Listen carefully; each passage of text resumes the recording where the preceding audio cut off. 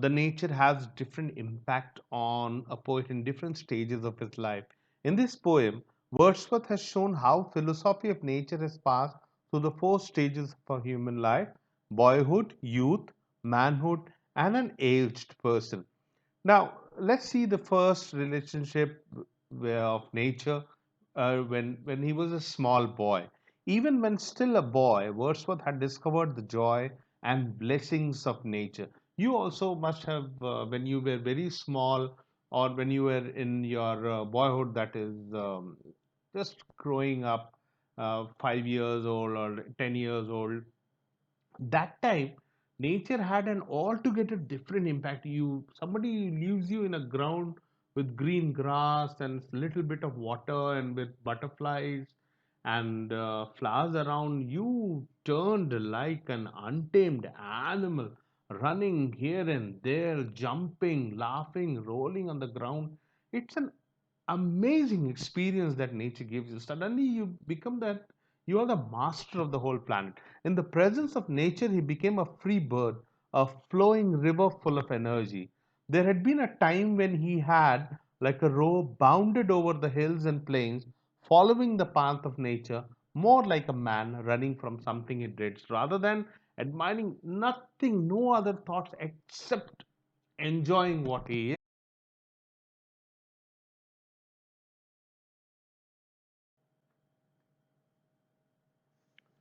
Now, Wordsworth has grown up into a young boy.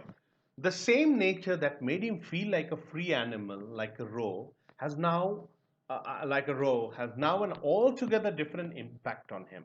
With a thinking mind and a heart filled with various emotions, the poet is filled with positivity now. Now, nature appears to him into a sublime force. What is sublime? It's an ultimate creation. It's the supreme creation. It's perfect creation. Now, nature has become the anchor of his thoughts. Nature has started anchoring his thoughts. Nature is now acting like a guardian and a protector to the poet. And relationship with nature as a man. Now, from youth, he has transformed into a grown up man now. Now, as a grown up man, when he looks up to nature, the nature has an embalming effect on him. Before I proceed, I like to tell you a small incident. You must have, I'm sure everybody must have seen Ramayana when it was retelecasted now. Even if not everyone, most of them must have seen Ramayana. So you must have watched it with your parents. And they must have watched it with their parents. You ask them a question. What was the feeling when they watched it as a child? And what is the feeling when they are watching the same thing as a grown up man? Earlier, they must have been startled with all the arrows and with all the fire coming in, with all the demons. But now they are much more startled with what Ram is speaking, what Ravan is speaking. Even I'm telling about my personal thing. I was very happy when Kumbhakaran was made awake when I was a child. But when I was watching it again, I was really very impressed by the kind of dialogues that were given to Kumbhakarn. Now, this is the difference between a boy, a young man, and a grown up man. The perspective changes. The things remain the same, the perspective changes. Now, as a grown up man, he sees an embalming effect in the nature. Nature is like a nurse now. Now, nature provides a sense of homeliness to him. Not only this, now he has turned like a priest of nature. Nature is now appeared in sublime form. Again, his feelings for humanity, his emotions are now more elevated. Now he has elevated his thoughts.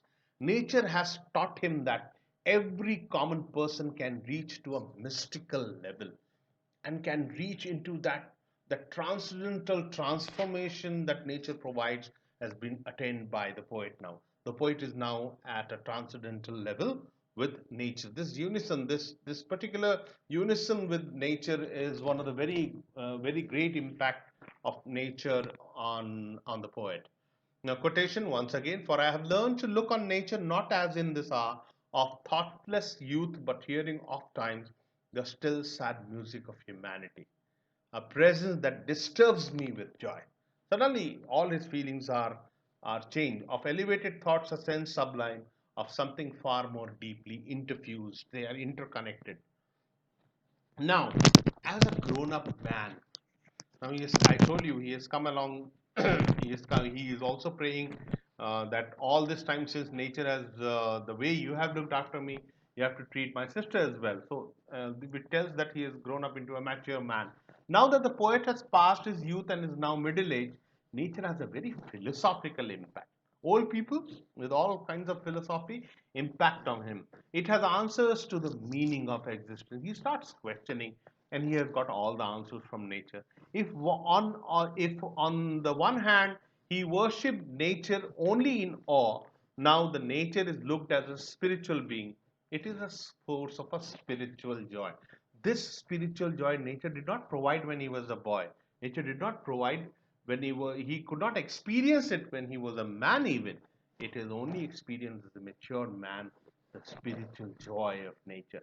Nature and its meaning have now not limited into the eyes. All this time he used to appreciate nature by what he is seeing, but now he is appreciating nature by what he is feeling. It has now what the mind perceives after being in the company of nature. At this stage, the nature has such impact that the poet feels that soul is in unison with the soul of nature. Nature appears in the divine form. It's the ultimate form of nature.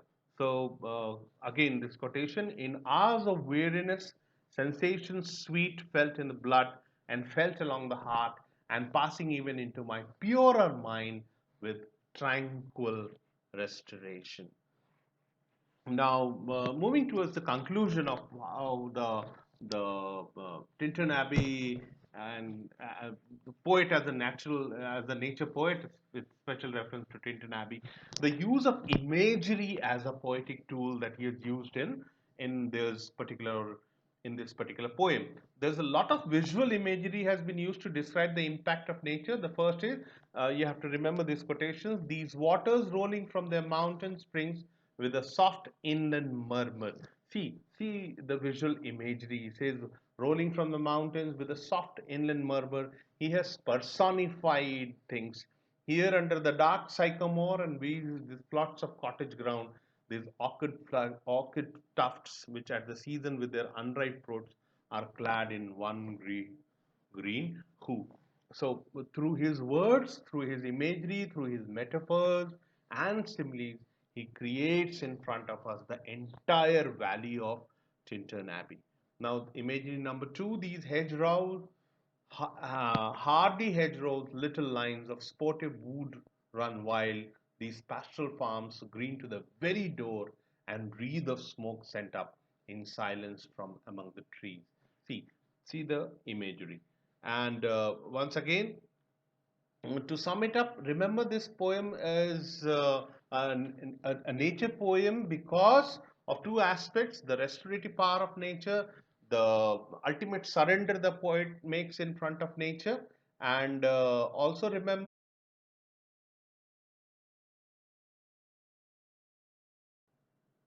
So remember, this poem is all about the relationship of nature with Wordsworth in various stages of human being. At the same time, the ultimate surrender of the poet in front of nature, and it's a kind of request from the nature that since all this time the way it has taken care of the poet requests that the nature should take care with the same as a friend, as a guide, as a nurse, as a philosopher, and as a divine being, nature should take care of her system. And now, remember, even Wordsworth mentions Dorothy as a friend, as a friend also, and as a sister.